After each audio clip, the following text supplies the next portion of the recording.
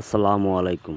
কৃষিকথা 24 চ্যানেলের পক্ষ থেকে সবাইকে শুভেচ্ছা ও অভিনন্দন।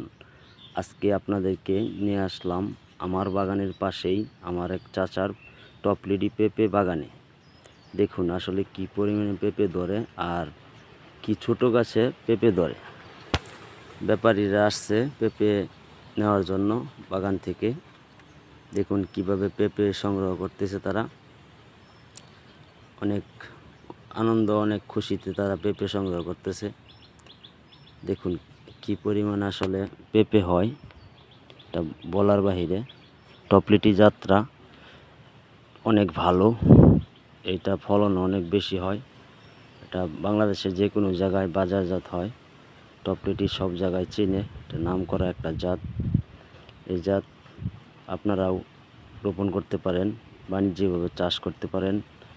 ইনশাল্লাহ ফলন ভালো। আমার চাচা এই বছর প্রথম পেঁপে চাষ করে আলহামদুলিল্লাহ ভালো হয়েছে তার ফলন। বাগান থেকে ব্যাপারীরা পেঁপে নিতেছে।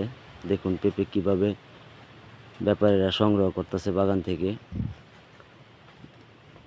দেখলে আসলে বোঝা যায় যে কি পরিমাণ পেঁপে হয়, মানে একটা গাছে কি পরিমাণ পেঁপে আসছে, ছোট ছোট গাছ। দেখুন ব্যাপারীরা পেঁপে সংগ্রহ করতেছে। দেখুন কিভাবে তারা সংগ্রহ করে বাগান থেকে এসে নিয়ে যায়।